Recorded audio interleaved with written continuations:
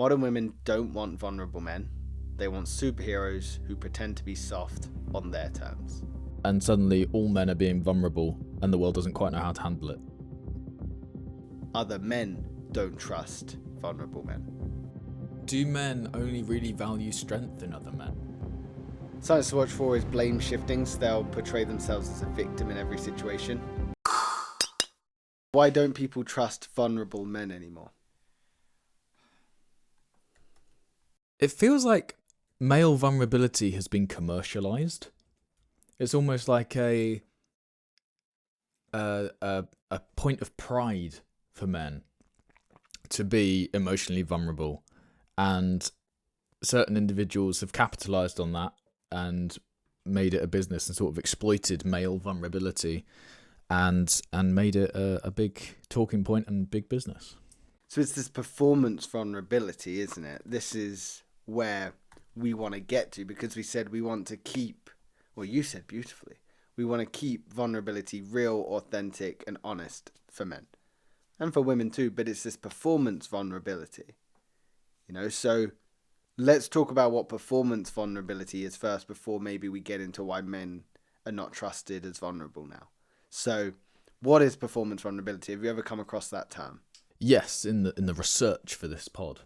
Do you want me to explain, or are you happy? Fire away if you're happy. If you want me to, I can do it. Performance vulnerability is where a male will portray being vulnerable when really it's an act. That's, I think, the simplest definition I can give.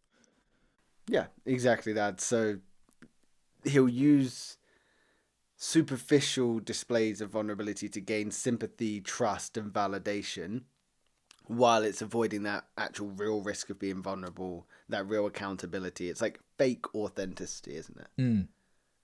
But it's used to manage reputation, sort of avoid any genuine connection. What do you perceive to be any negatives of that?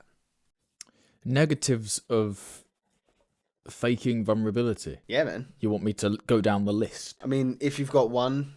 Yeah. One would be fine? Yeah, okay. one. So one negative of performative vulnerability would be just general lack of authenticity. So people aren't going to trust you. It's like the boy who cried wolf. Very good analogy. Yes, it is the boy that cried wolf. Indeed. Indeed. I'm making myself laugh today. I don't know what's going on. No. It's because we talk about masculinity. Yeah, I'm not comfortable with my own masculinity, so I have to laugh at everyone else's. Stop it. Which maybe if you're also laughing at masculinity, maybe you should look at yourself. Oh God, it's all going to hell, and that's my fault. You're right, authenticity. If you're faking vulnerability, you're not being authentic. So how is someone ever going to build trust, build that relationship with you? And how are you ever going to build an honest relationship with that person? Which then implies that if you're faking it, what are you trying to gain by faking it? Yeah. It's a big thing when you're trying to play with others' emotions. Because that's what you're doing by faking vulnerability. You're maybe trying to capture sympathy, or you're trying to capture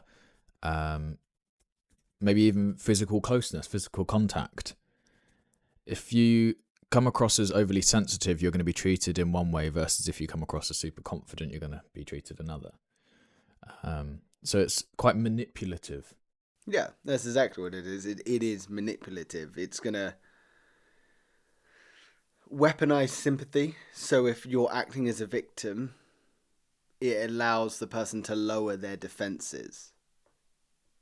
And then that way it exposes more vulnerability on their part. It lowers their defensive, and then they've got some way to be able to manipulate them in there.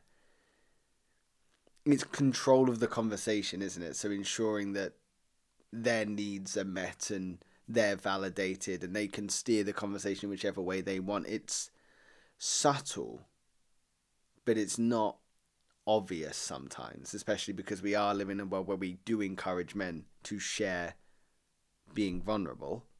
But now we've got this sort of pseudo vulnerability. But it's creating dependency, isn't it? By appearing to need help, they trick others into caring for them, which creates a power imbalance. What are some signs to look for when it comes to fake vulnerability? Any that you could think. I've got some written down. If you want me to jump in, I can. Fast mood changes. Super upset 1 minute, super fine the next. Yeah, I like that. Yeah, constantly all over the place. Maybe inconsistent. Mm. Maybe their words don't match their actions either. Yeah, And like maybe that. different emotive expression depending on the conversation. So if you're really sad towards one person and then the phone rings and you speak to somebody on the phone, you're absolutely fine. Like, I feel like that's almost a thing anyway, because you don't want to interrupt a phone call with what's going on right now in your life. Hello. Yeah. But an extreme version of that. Yeah. Signs to watch for is blame shifting. So they'll portray themselves as a victim in every situation, even when they're in the wrong. You know, it's fake vulnerability, it's manipulation, it's trying to be perceived as the victim. Insincere apologies is another one. So apologies that focus heavily on their own feelings rather than the guilt or the damage that they've caused the other person. Yeah. And what do we think the consequences are? Well, I suppose we were getting into that anyway. But what's the consequences if we're flipping it back to? It's the erosion of trust, lack of authenticity. It stunts any actual growth done by that person. You know, if you're not being completely vulnerable, you're just limiting any growth that you might ever have internally. So, performance vulnerability. Hopefully you've cleared that out for anyone that doesn't know what performative vulnerability is. However, if we flip it back to, why don't people trust vulnerable men anymore? Is this the analogy we've used many times, the Bernie Sanders quote? You love it, I love it too. You know, the enemy of the left is the left, the enemy of the right is the right. So maybe it's men that's done this damage, but it's not all men, it's just that outlier pocket that have used this as a manipulative tool that then has created this situation where women don't trust vulnerable men because they've been manipulated by someone that was perceived to be vulnerable. It could also just be broader scope in terms of men have been encouraged to be vulnerable and suddenly all men are being vulnerable and the world doesn't quite know how to handle it. So it's almost like a double blind. Men have reported that opening up has resulted in like being judged or ridiculed or having their vulnerabilities used against them. It will then mean that they'll likely not want to open up in the past. They have this weird dialogue of, well, you need to open up, but if you do open up, you're too soft, you're too emotional. So it's like quite like how do you navigate? And then you've got a man that's insecure with how he expresses his emotions. You've got a world that's unsure how to handle those emotions. It's a bit like a scene in 2.5 Men where Alan is sharing with his girlfriend at the time called Lindsay, and she was like, honesty in a relationship is super important. Because she's in a porn film or something when she was a lot younger, and just because she needed the money, and Alan ended up finding it by mistake, genuine mistake, and watching it, and she was like, "Oh, go on then, you share some things, and you know, then we'll both be honest with each other, and we could just have an open discussion." He ends up sharing like everything that he's ever been embarrassed about in his life, and she kicks him out. And it's a very similar crossover, I think, with men being told to be vulnerable. Suddenly, men are, and then rejected. So they've got these it's a two-way conversation in their head. It's like, okay, well, I need to be open and emotional and vulnerable, but at the same time I can't be too open, emotional and vulnerable because that's not good. Walking on a tightrope, almost. Okay, so there's a weird duality of vulnerability for men. I wonder as well, we've spoken before about stoicism. There's positive traits of stoicism, there's negative traits of stoicism. But maybe if we've been conditioned to be providers, protectors, show degrees of strength, that would then lead to the belief that emotional expression is a sign of weakness. Therefore, the tough guy stereotype makes it more genuine and emotional expression feel risky or unmanly. So maybe it's not a case of women don't trust vulnerable men. Other men don't trust vulnerable men. Because you are therefore expressing a value I don't align with. So how can I trust you? If your values aren't aligned with mine, how can I trust you? Mm. It also makes me wonder, do men only really value strength in other men? Because strength in a man is threatening. So you have to give that respect. Whereas emotions in a man, as we've said, makes you lower your guard. They're not as much of a threat. And therefore, the signal isn't that you need to really be concerned about them. They're just less of a man, if you like. I think it depends where that vulnerability comes from. If it's this pseudo vulnerability, this fake vulnerability, this manipulative vulnerability, then yes, that should be avoided. But if it's honest authenticity, that should be encouraged, I believe, amongst men. And I think there's strength in being vulnerable. There's probably more weakness in being pseudo vulnerable than there is ever being honest. So is being vulnerable an internal thing, or is it an external, a sign for external something? Are you looking for external inputs through vulnerability, or is it more of an internal battle? I think it's more of an internal battle for the majority of men. Would you disagree? I think maybe it depends on whether it's honest vulnerability or if it is pseudo vulnerability.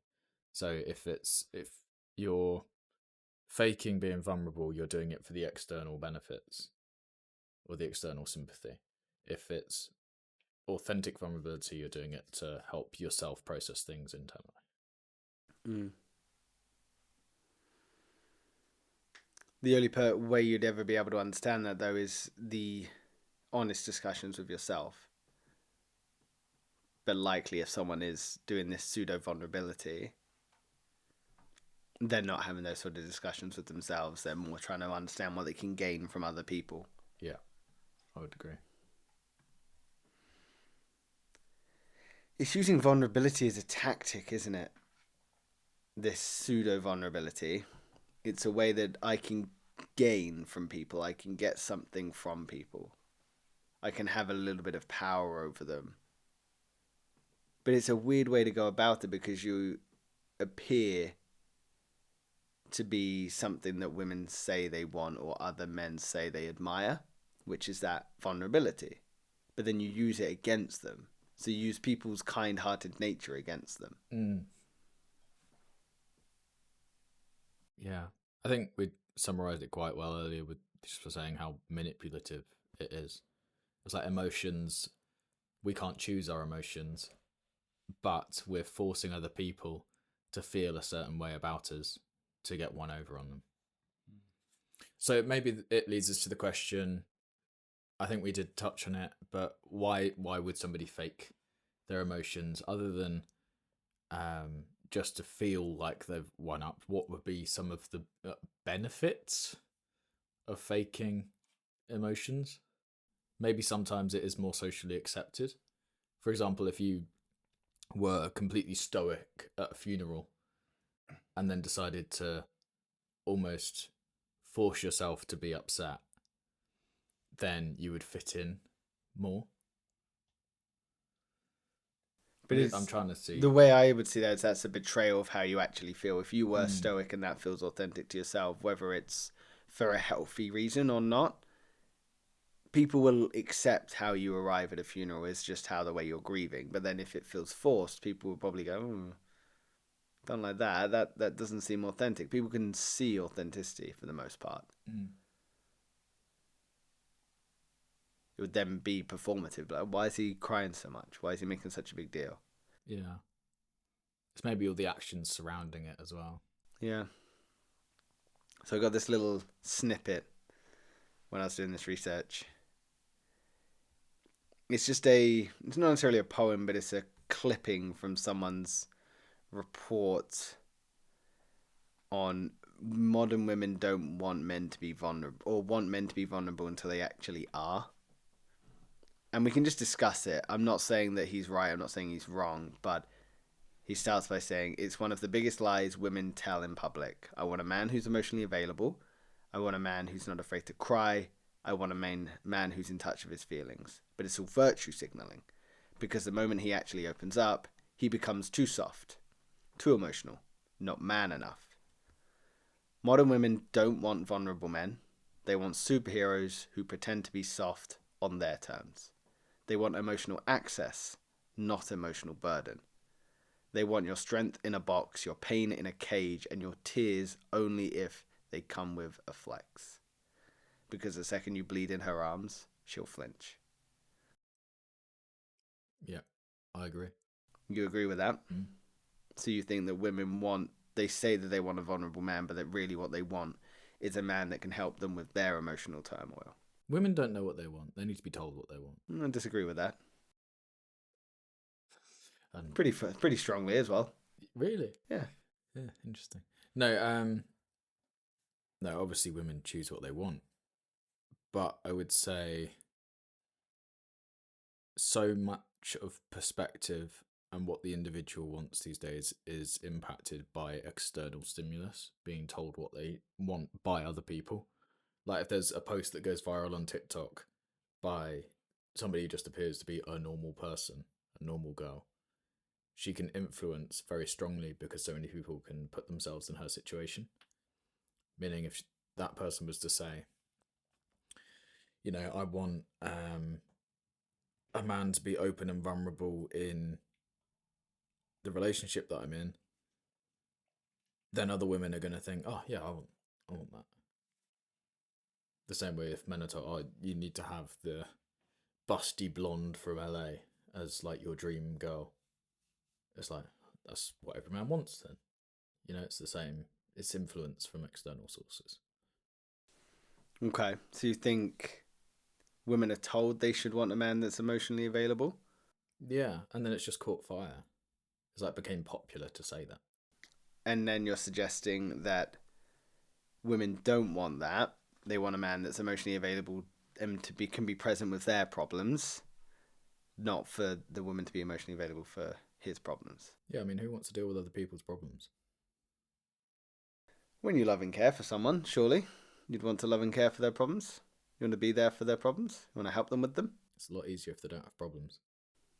No one has no problems. Or maybe it's women have no real problems. Men are the only ones with You real are issues. firing today, aren't you? Men are the only ones with real issues, and women don't know how to handle that because men's problems are so much worse than women's problems. I think I disagree with all of that, my friend. Are you just trying to get clicks? I'm just spitballing. Just trying to get clicks and rage bait. Yeah.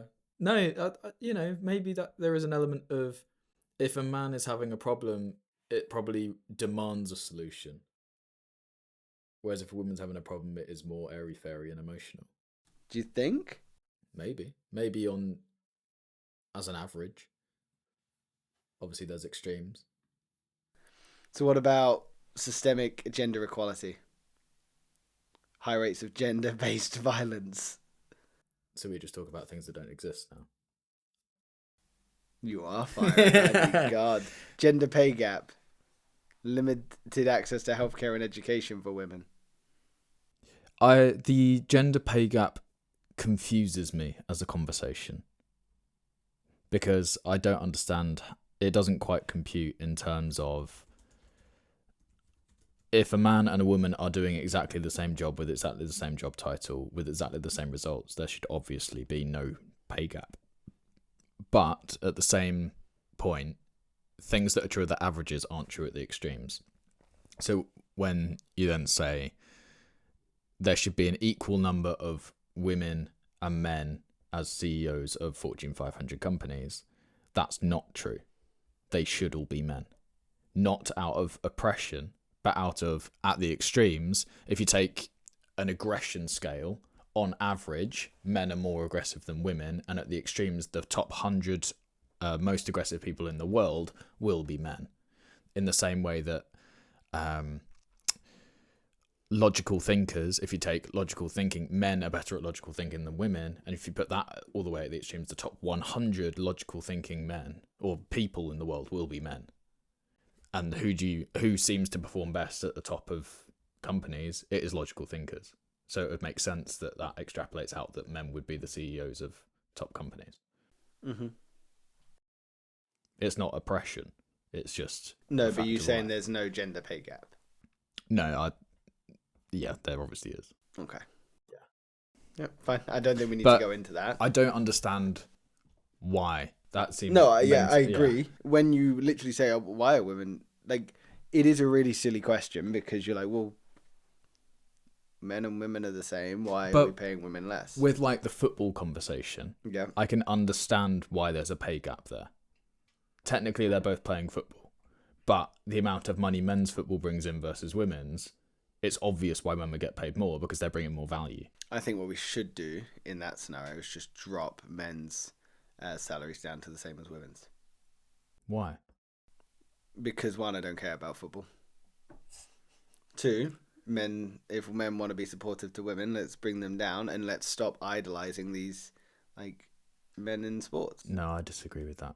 Okay. Because it's a lot like if you have women's football versus men's football, who's tuning in to watch the women's versus how many people are tuning in to watch the men's? More people want to watch the men's. Why is that?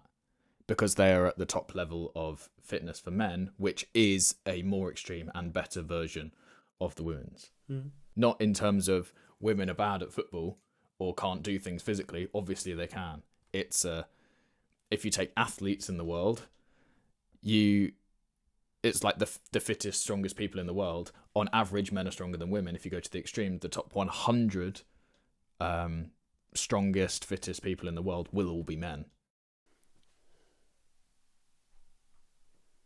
I reckon Claire Tia Toomey is in there. She's top 100 in the world. I reckon so. You've seen her. You've got unreal. Eddie Hall. But anyway, Brian Shaw. If we're talking about an average NFL athletes, we're talking about an average of all of them. I'll show you another time. I'll put her up against any linebacker, not even of a pro team, of a college team. Like, have you seen in tennis? They've done it. It's like tennis. Yes, isn't I did see that. Yeah. So it's put the female number one versus running races as well. It's like men are just quick. Like we've had this. Yeah, no, I know. I get as a society, we all know that men are physically more adept than women. I get that what you're saying, but the pay gap between like professional athletes, I think maybe if you just lowered men's wage. But why? Because they're bringing in the money. Yeah, but it's because we've monetized sport, which is awesome, so people can be professional athletes. However, when they don't really contribute that much to society, it just feeds this sort of... They do, though, because they provide entertainment and relief for millions. Yeah, but women's should they be paid more than doctors and nurses and all that kind of stuff? This is I don't think they should. Well, it's benefiting people en masse because they can relax and enjoy themselves. It's like if you remove the want for people to be professional athletes, people don't have that escape, that release. Yeah, I understand that, but it also pacifies so many men and women that just don't do anything or just sit at home and watch sports. Well, they just won't watch sports at all, and they'll do what else? They might have inspiration to do something else. They might turn to drugs. Yeah, but if you remove video games, you'd likely inspire a whole generation of young men to become a little bit more socially adept. I think the people that bring in the money should get paid the most amount of money. That makes sense to me. Yeah, it's capitalism. It is, and me. Because if it was the other way, women's football gets far more views than men and brings in far more money. No way are women saying, "Oh yeah, actually, give us all a pay cut so that we can pay men more." It's like no, whoever brings in the most money, it's fair that way. I get the point you're making. So I'm gonna work hard so somebody else can get paid, am I? What's my motivation? Why am I going to try and get better when I get no bonus for doing well? I just don't understand why we pay athletes that degree of money. Because that's how much they bring in. Yeah, but I still don't understand it. If you bring in all the money on this podcast, I do nothing, you're going to split that 50-50. Yeah, I would. That's crazy. Absolutely crazy. I'm a fucking socialist. You know this. Yeah, but it makes no sense. Like, yeah, let's all have communism where we all work for 20 grand a year. What's wrong with that?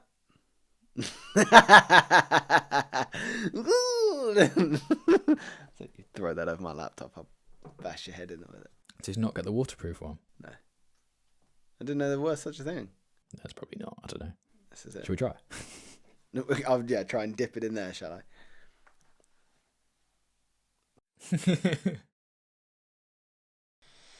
Okay, let's talk about the soft boy problem. Have you heard of the soft boy? No, but I can imagine what it is. What do you think it is? Because I wonder if it is what you think it is. Where men are useless. No. No? Nope. It's the wolf in sheep's clothing. It's the modern fuckboy variant. What it is, it's a problem in modern dating where a man presents himself as emotionally sensitive, vulnerable, artistic, feminist leaning, only to use this persona as a manipulative tool to avoid commitment or to manipulate. So exactly what we've been saying of the fake vulnerability, the pseudo vulnerability, the soft boy will feign vulnerability, feminist leaning qualities to be able to break down defenses and manipulate women. So, characteristics of a fuckboy: vulnerability as a tool, performative feminism and empathy, aesthetics and interests. So that's an interesting one. They may adopt a soft aesthetic, like pastels, cardigan, vintage tees, long hair, prefer to be into indie music, arts and literature, and the not like other guys mentality. They distance themselves from traditional aggressive masculinity, position themselves as more understanding. So why do we think this soft boy problem is an issue? Obviously, it's been coined as toxic. Everything is. Why do we think it's a problem? Do we think it's a problem? Do you think it is? What, manipulating women? Yeah. Yes, I do. Oh my God, you answered correctly for once. You're learning. There's no right or wrong answers. There definitely is. We're just having a conversation. No, there's right or wrong answers. Okay. Yeah, obviously manipulating people is bad. There will be people who look like soft boys who are living authentic versions of their own lives, where it's not an act. But what we're saying, this whole conversation really is about performative attributes.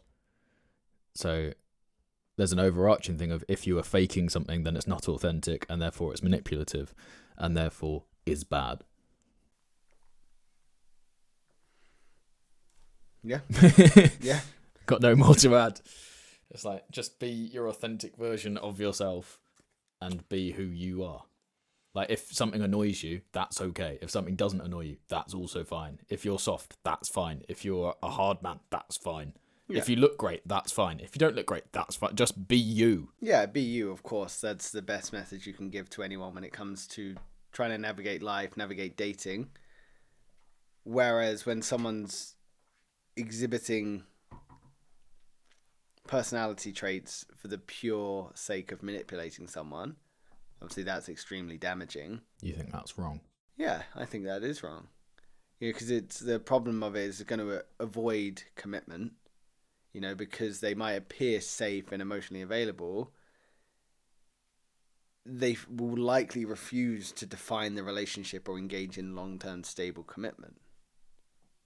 They probably involve in sort of gaslighting techniques as well. So when confronted about their behavior, they may use their sensitivity as an excuse or turn the tables to make the partner feel too intense or sensitive. So what's the difference between a soft boy and a fuck boy? I don't know. So a fuck boy, overly arrogant, uses direct charm and sex appeal to get what they want. Yeah, but it can't be that. Why not? Because I was labelled as a fuckboy when I was a virgin. You were labelled as one because people perceived you to be because you... But I don't look amazing. I was even skinnier back then. I had almost no confidence. But you came across as confident because you would talk to people. I can't talk to people now? But you've got to remember that was within an environment where everyone was trying to get with anyone. Was I? You were, but the environment in which we were in was filled with young people during COVID that were all trying to converse and get to know each other, there was an assumption that everyone was trying to hook up with everyone. So when someone was naturally just wanting to talk to people, it came across as wanting to play the field. And then again, a soft boy, sneakier, uses emotional vulnerability and intellectualism to mask similar commitment phobic or exploitive intentions. Yeah, soft boy problem. And your question to me was, what's worse? Well, no, as what's the difference, but you could ask what's worse. I would say a soft boy is worse. Because it's less obvious? Yeah. It's sneakier. Whereas if somebody's jacked, acting brash, and is blatantly self-obsessed, then at least the warning signs are public. Yeah, it's obvious. Yeah, you can see the red flags coming from a mile away. Whereas a soft boy that might be feigning to be a feminist, you're not going to know until suddenly his true colours come out. Yeah, starts going on sort of anti-feminist walks. And white lives matter. Capitalism rules the world. That sort of thing. Which capitalism does rule the world. It does. It is the Look thing. at the world we're in. Yeah. And capitalism is the only way forwards. Yes. It is. I'll die on that hill. Okay. We'll have that in another episode. We'll get a socialist on and they can argue with you. That would be such a good episode. It'd be a really good episode, except for it feels like taking advantage of somebody. If I talk to a really strong socialist, it feels like I'm taking advantage of them because all their points aren't seeded in logic. So I don't know how to actually have that conversation. You would just raise your points and they'd raise their points. But it's obvious that if you work harder, you are more entitled to more. Yeah, a socialist doesn't necessarily disagree with that. But they do, because the ultimate socialist is communism. Yes. Which is, doesn't matter how hard you work, everyone gets paid the same. Yeah, but a socialist isn't necessarily saying that they want communism. But how does that operate in reality? We have a salary cap at a certain point. So what's people's motivation to, if somebody creates the cure for cancer, they should be able to make more money than everybody else because they have solved the most difficult problem. Why would you cap them at 100? Nobody's going to try and solve difficult problems that benefit everyone's life. So socialism manages production for fairness, so contribution-based, whereas communism abolishes private property for need-based distribution. So socialism, a mix of public and private enterprises, wealth distributed via taxes for social welfare, whereas communism, centralized state control of production and distribution in practice, theoretically a stateless, classless society. Which is unnatural. Yeah. Do you think we found the cure for cancer? Only because I'm young enough to still have faith in humanity, I'm going to say no. I like the way you answered that. But are there obvious financial motivations to not release it publicly if we did? Yes. For more reasons than just making money on treatments of people that are suffering with cancer. It's also all the other expenses that come from older age people who are more typically susceptible to cancer. It's like you'd just be paying for them to live longer. The state would be out of money. So coming back to this idea of the soft boy problem, pseudo vulnerability. To embody that sort of archetype, they have to curate emotions. They have to create this sense that they feel this emotion and have to portray it in a believable way. You can take this either as someone that's trying to express it for manipulative purposes or for a healthy purpose, but does a curated emotion Why does a curated emotion feel worse than silence?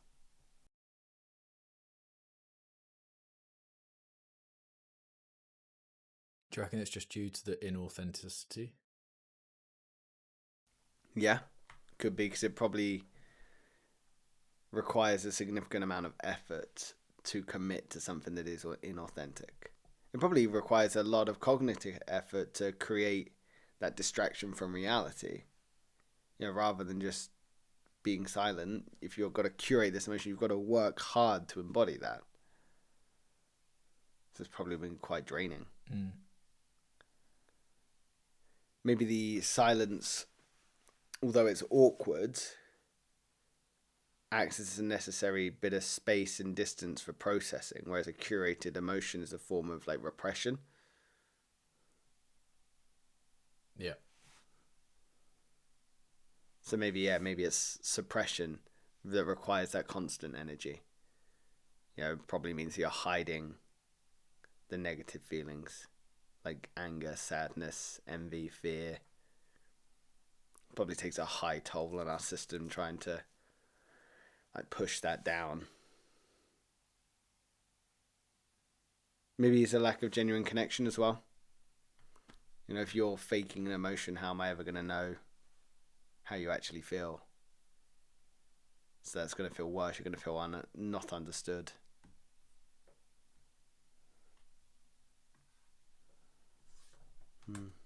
So does vulnerability feel like a power move? In a world where we can weaponize vulnerability, is it a power move? Yeah, I think so. You're putting yourself in that position of power, aren't you? If you're manipulating somebody else's emotions through faking vulnerability, you're basically saying that you're worth more than they are. What if it's authentic vulnerability, though? Is that still a power move? No. That's just two people that are vulnerable. Okay. And actually, both would be susceptible, male or female, to performative, vulnerable others. So how can you trust that someone's being truly authentic then? Truly vulnerable? Because if there is this performance vulnerability, this pseudo vulnerability, especially when it comes to dating, how would one be able to navigate understanding if someone is really authentic? Friends first, I think, is a good play generally, but also to tackle this problem. It's like if you're friends with somebody for a year before you date them, you're going to get to know all sides of them.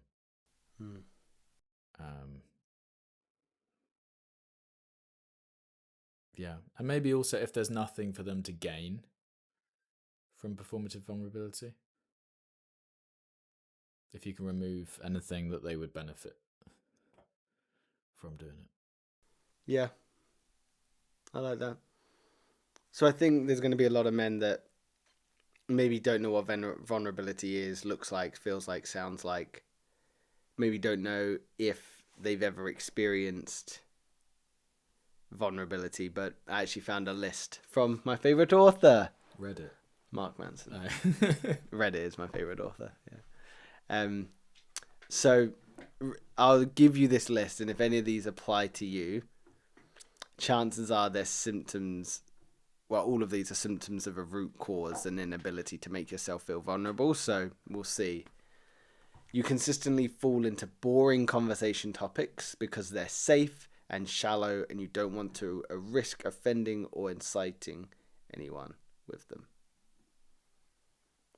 You're stuck in a job or lifestyle you don't truly enjoy because other people always told you it was a good idea and you didn't want to upset or disappoint others. You haven't exercised or groomed yourself to the extent you could because you didn't want to stand out too much. That's not the reason, so I'm still good. Dressing extremely well makes you feel uncomfortable. That's the closest one, yeah. Smiling at strangers makes you feel creepy. The idea of asking someone out openly scares you because of the possible rejection. But those are all symptoms. So I'm safe. Those are all symptoms of a root problem, the inability to make yourself vulnerable. Did you answer yes for any of those? Sometimes boring conversations, yeah. You slip into boring conversations? Sometimes I can. Interesting. Can sometimes I feel like I've just moved out of a job or a lifestyle where I felt stuck.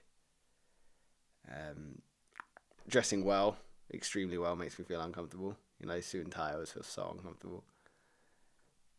The idea of asking someone out openly scares me because of the possible rejection. So 4 out of the 7, I'm on a roll. Yeah. Which is ironic. You wouldn't think that from me, would you? Being vulnerable. No, it does come as quite the shock. I'm a shocker. But yeah, vulnerability can feel like a power move, but also in the best way possible, really. Not in a pseudo-vulnerability, but in a... If you want to connect with someone, what's the best way to connect with them? Be honest, open, authentic, vulnerable. So it demonstrates such a high level of self-confidence. Because you're secure enough in yourself to handle any potential rejection or judgment. It signals I know who I am and I'm not afraid to show it. So that is a power move because you're showing like, I am me. I know who I am. I'm not afraid of it. It also controls the narrative, which can feel, depending on how you use it, as manipulative. But if you're just being vulnerable as being honest, you're controlling the narrative. People are going to understand who you are and make the right, honest connections with you rather than making assumptions about who you are. You get this opportunity to admit weakness or a mistake or a fear, but you own it. So no one can ever use that against you. It's like proactive honesty. You don't have to protect a facade. But yeah, it can be a power move both for positive or negative, really. Do we think genuine men get punished for being emotional? Indirectly. How so? I don't think there is a... Or maybe... I don't know, I'm questioning myself now. What would the direct consequences be of being a vulnerable man? I think on the surface, nobody wants to discourage men anymore being vulnerable. So indirectly would be that person is avoided, not invited out to as many things. Maybe their career suffers because you don't want a vulnerable man leading a team. You want somebody who's strong.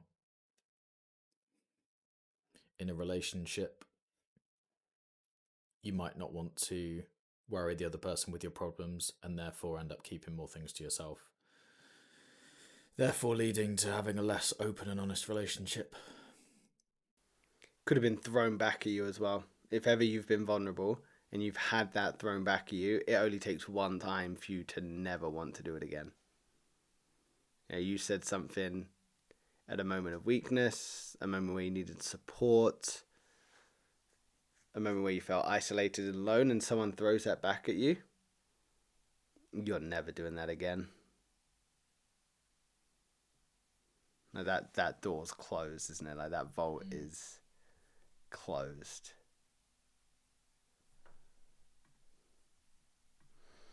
Why do men get punished for being emotional?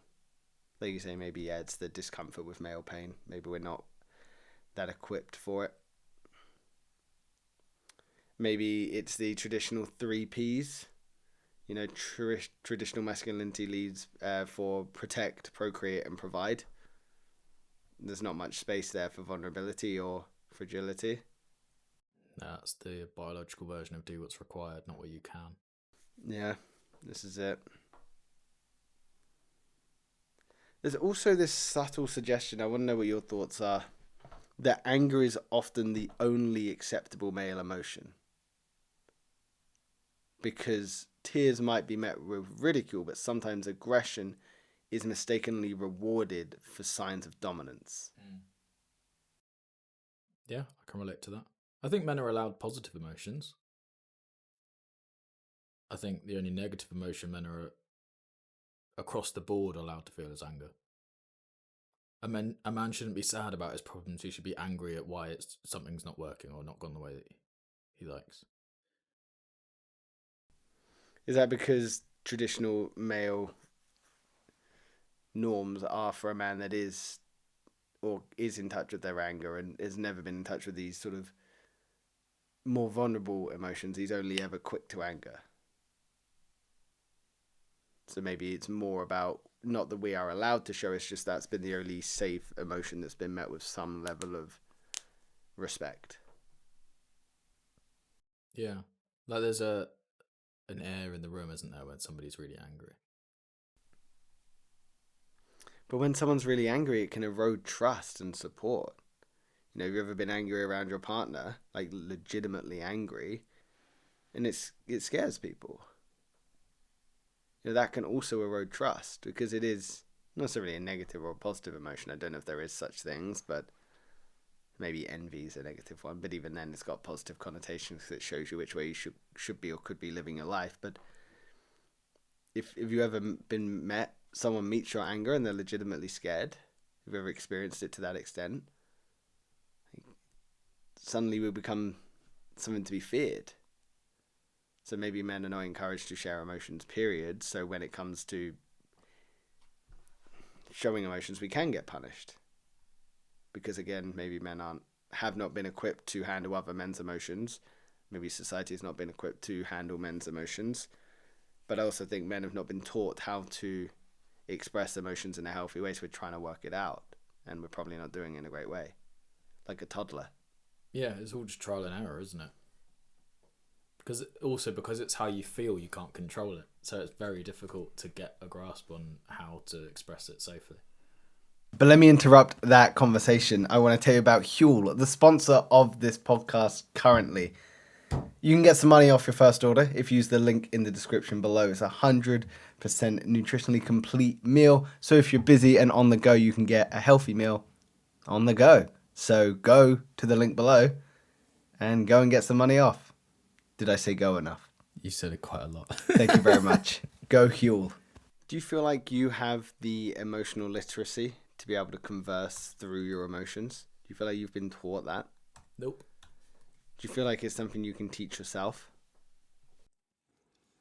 Yes, over a long enough time horizon. How would you do that, do you think? Is it being in an environment where you feel safe to be able to express your emotions? I think the first thing is being open to doing it. Like, you've got to want to share your emotions. The next one is being in an environment where you're able to share them. For example, time needs to elapse so that you authentically feel the emotions. It's not something you can have a quick fix for, because it would be unreasonable to expect to feel happy, sadness, elated, joy, depression, everything all in the same day and be like, yep, done. All the colours of the rainbow. Of the emotion bow. Very nice.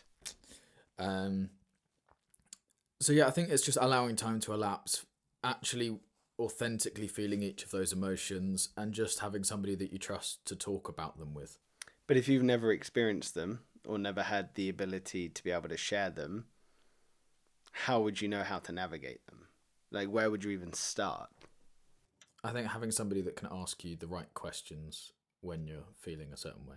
So somebody might know, because other people can usually see us better than we can see ourselves. So for example, Soph knows if I'm getting frustrated about work, it's not because I'm really angry, it's because I'm probably upset or stressed about something. So she'll ask me what I'm stressed about, or what the actual feelings behind this. It's not just the surface one. So it's having that person that you trust that can help you get there. So it's important to have someone that you can lean on and feel supported by. I suppose it's having the right setting as well. You know, you want to experience these emotions for the first time in a safe environment, one that you feel secure to do it. You don't want to do it out when you're getting coffee and you suddenly start feeling sad. Let's feel your emotions, Will. Ah! Yeah. Crying into your latte. Sorry, your flat white. I did get flat white yesterday, didn't I? You did. I got a latte, which is like a bowl. It's a bowl of latte, yeah. It's very weird. But, yeah, okay. So, experiencing these emotions is new and maybe not something that some men have been able to experience. Do you think that creates frustration when men get into relationships? Because if you are dating someone that is not in touch with their emotions, doesn't know how to express their emotions, doesn't want to express their emotions, do you think that can create frustration? Yeah. Because it's like you can be wanting to get to know somebody and them just not having the skills to allow themselves to be known. Yeah, they want a partner, they want a paramour, they want someone that they can open up with, be present with, be in the mud with, enjoy the highs with. And if you don't have that emotional literacy, it's going to cause a little bit of frustration. Okay. I'm just, navigating this idea of being emotionally available, emotionally vulnerable. And when you get into a relationship, how do you navigate that with your partner? Because it's going to be a journey for both of you. And it's going to be scary, but I'm just like, well, how do you trust each other to be able to do it?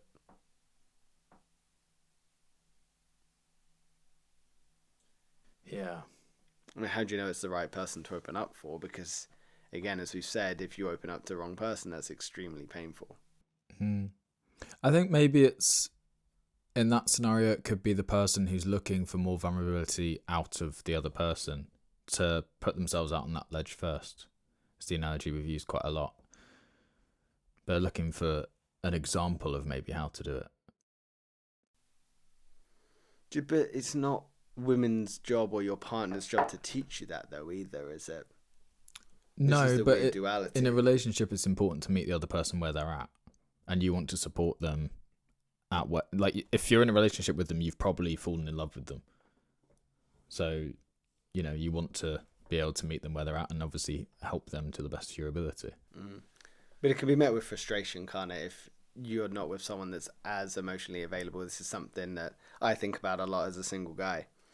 I know I was not really emotionally available in my last relationship. I struggled with that, whereas now I've gone through like a lot of therapy and I think I'm better. I'm like, well, am I going to meet someone that's going to continue to challenge that? Am I going to meet someone that's not even in touch with their emotions? How do we navigate that?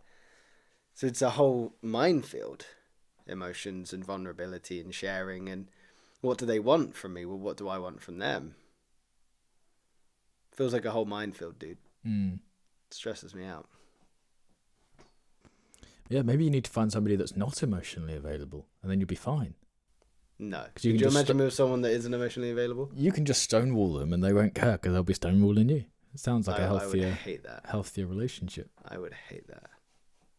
Someone that wasn't emotionally available, I would struggle with. Okay, so can someone still talk about their feelings and avoid accountability? No. Do you think so? How can you avoid accountability while sharing your emotions? Because you're saying how you feel. Therefore, you're accountable for your emotions.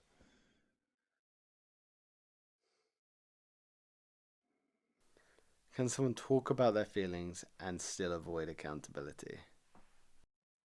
I mean, you can blame them on other people, but that still doesn't change the way that you're feeling. Yeah, so I suppose is the accountability that they're avoiding from others, someone else is trying to help them take accountability, or are they just pushing away their own accountability of the actual emotion itself? So I suppose it's multi-layered, isn't it? Okay. I'm not sure. I think someone might be able to avoid feelings while simultaneously avoiding accountability. Give an example. Put it in context. This is what I'm wondering. Can someone talk about their feelings and still avoid accountability?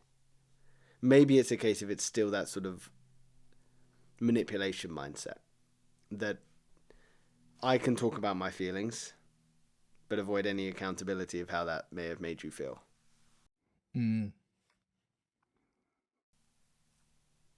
So maybe that's the subtle form of emotional pseudo-vulnerability and emotional manipulation. But if you're truly talking about your emotions, how it makes other people feel isn't a consideration. Because you're being honest with yourself, fundamentally. If you're showing emotions, it comes from you. Yes, I agree, but you also want to be aware of how your emotions is affecting the person that you're with. You don't just want to be emotionally dumping on people all the time. No. You know, like we used to say in our last relationship, was like, do you have like time? Are you ready to receive this? Because I want to talk about something quite deep. You know, and if they go, I'm sorry, I don't, like, okay, great. Like, when can we? Let's schedule something in. Because you can't just walk around dumping on everyone. Mm. But then you're inauthentically sharing your emotions because you're not going to express the problem to the fullest extent. You'd wait until the time was safe to do so. Yeah, but let's say you're in that time. Are you then accountable for your own feelings? Yes. But you could avoid accountability of how your feelings made people feel. Mm.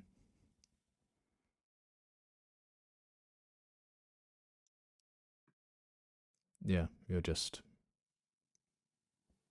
putting into words what your feelings are and how that makes the other person feel. You're not accountable for, because you don't control what your emotions are in the first place. But is it your fault for verbalizing it? Yes, but then what do we want to encourage? We want to inspire positive communication. That's what we want. We don't want people to just be walking around sharing their emotions to anyone that will listen. It's positive communication that's done in a safe sharing environment when both parties are ready to engage in that discussion.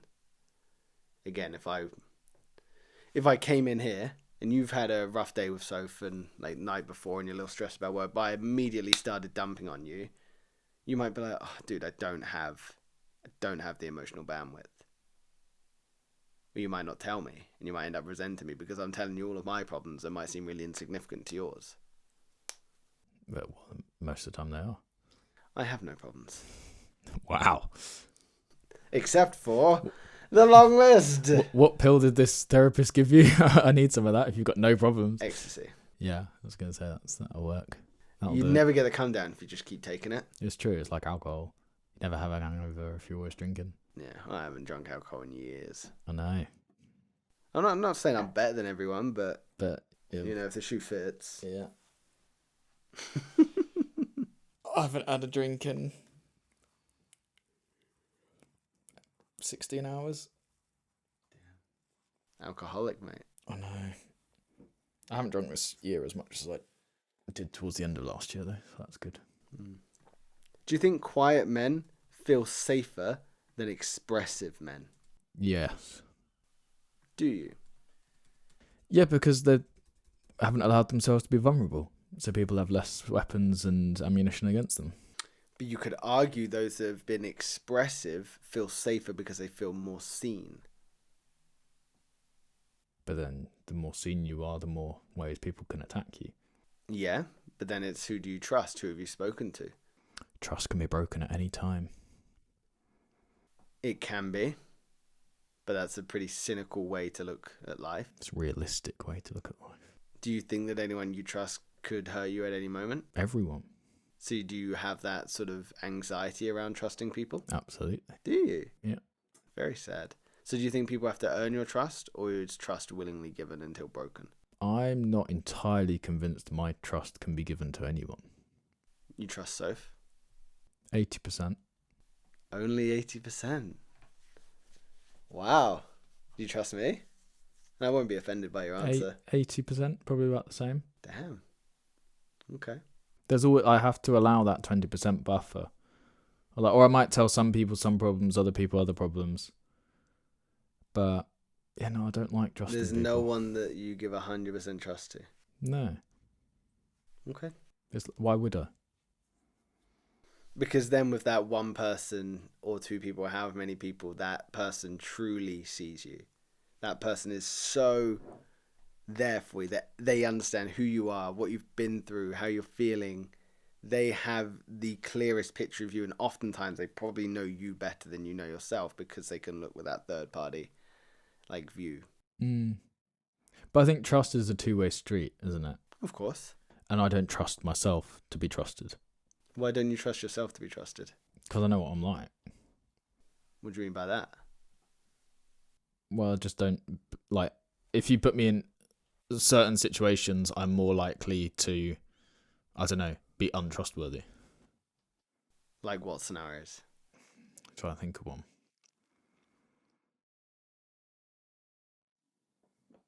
I don't know. I think maybe I can be quite self-destructive in a lot of ways. Mm-hmm.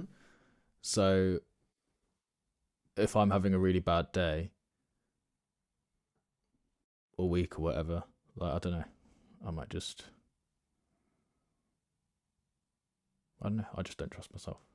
I could spend all my money in one go. If you don't trust yourself, no one else is going to be able to trust you. And you will then never trust anyone else. And in my mind, I'm not saying this is right, but that feels quite lonely. I agree you don't have to get everyone into 100% degree of trust. But I feel like you need to have someone that's 100%. And I actually think to not have someone at 100% would be quite lonely. And that's where I feel like I am at the moment. I don't have that 100%. Got people very close, very, very close to 100%. But there was only ever one person that was 100%. And I'm not mad about that. Yeah, I don't know. I just don't easily trust people. And that's sad. But also, I don't think that extra 20% would help that much more. I don't feel like I need to trust people with 100% of things. Like, I can hold on to 20% of stuff myself. Okay. If you're reducing my burden by 80%, in my mind, that's a good deal. Okay. So you think quiet men do feel safer than expressive men? Yeah. On average or across the board? On average. I feel like some people obviously will feel more comfortable trusting people 100% or being more comfortable silent. You know, it depends on which side they're. So I'd agree probably on average they probably feel safer, yeah. But I would also then, my rebuttal would be, I can see the other side of the coin, is they'd likely feel more alone, less seen, less accepted. Because although they are staying quiet and no one can break their trust, they are going to be lonely. They're going to be slightly isolated. They're going to be left to sort of deal with problems by themselves. But that's where I've been most of my life. Yeah, and it creates an incredible sense of independency. It's like I can trust people with my problems, but if that doesn't cause solutions, then it's like, why would I trust them with that? Maybe the reason you want people's trust is the wrong one. You don't need solutions from people. You just need people to listen and trust they're not going to then throw your problems back in your face. Yeah, I can't trust that because nobody puts any weight on my problems. Do you put any weight on your problems? Yeah, all the weight. So why don't you think other people would? Do you put weight on other people's problems? There's your problem. Because you don't put weight on other people's, why do you expect people to put it on yours? No, but I don't feel like people understand. It's like I'm trying to achieve things that are 100x what normal people hope for. Yeah, do you think people don't understand because they legitimately don't understand, or because you've never given people the opportunity to understand?